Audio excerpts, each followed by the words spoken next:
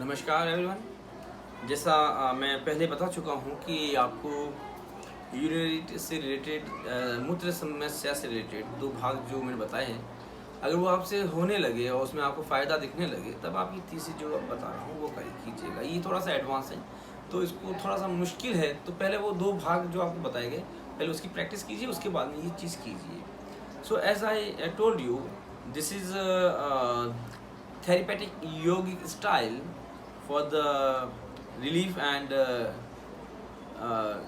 dissolve your urinary issues and lot of problem like prostate problem, like if you find your pH level and PSO level going to high, so this is very good, and bladder also and like that. So if you able to do earlier stages already, then after you can do it, otherwise this is very difficult. So what is the next? In this episode I'm trying to say you concentration on your pelvic and vaginal part, and try to contract and getting tighten your muscles, your lower muscles, especially between the anus and your urinary tract, and anus and penis, between that part in the man, and for the woman in the vagina. You just try to tighten your internal muscles. And now listen very carefully. If you've done already the first and second stage, then after you can do it. This is very important for the awakening of the Muladhara chakra as well as also. So inhale. First of all, try to sit in the very comfortable position in Siddhasana and Padmasana. Padmasana is a little difficult. Siddhasana, you can sit very comfortable position. Then after, relax your body, erect your spine, and inhale with the nose. Inhale with the nose.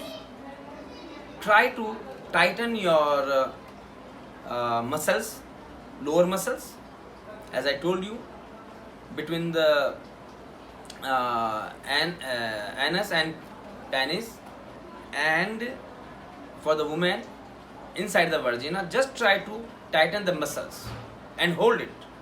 Both hold the breath and hold the tighten muscles.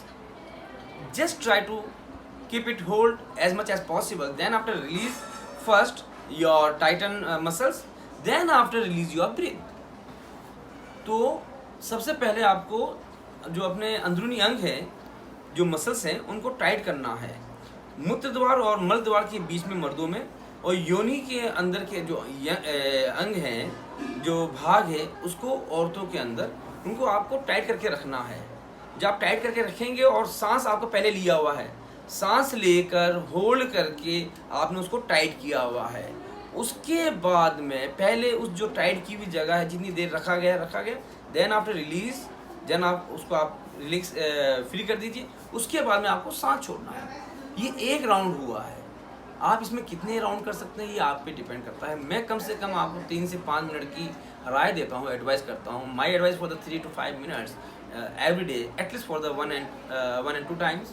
If you do it, you can find lot of benefits after that. हम जो रात को बहुत ज़्यादा पेशाब करने जाते हैं, उससे निजात मिलेगी आपको पथरी में उससे इजाफा मिलेगा उसकी, और आपको जो प्रोस्टेट की जो प्रॉब्लम होती है उससे में आपको बहुत हद तक, ईश्वर चाहा तो जो लोग कैंसर की तरफ जा रहे हैं उनको भी कुछ हद तक, हालांकि कैंसर का एक अलग ही तरीका है बीमारी का, क्योंकि वो इन चीज़ों से नहीं बनती है, वो सीधा आपका जो डीएनए है वही बनाता है। लेकिन जो दूसरे, इसके अलावा जो दूसरी जितनी भी बीमारी तकलीफ़ें हैं, वो सारी बहुत हद तक आप इस चीज़ से बच सकते हैं, बीमारियों से बच सकते हैं और उनसे निजात पा सकते हैं।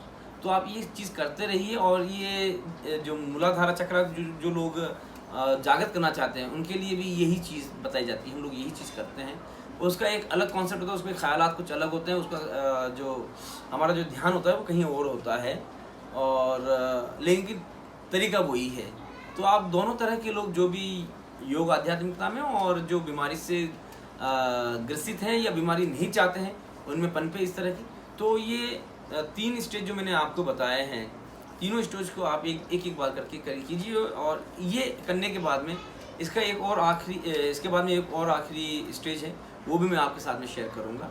तो उम्मीद करता हूँ आपको ये पसंद आया वीडियो, और अगर कोई भी आपका सुझाव हो मुझे प्लीज़ दीजिए। नमस्कार।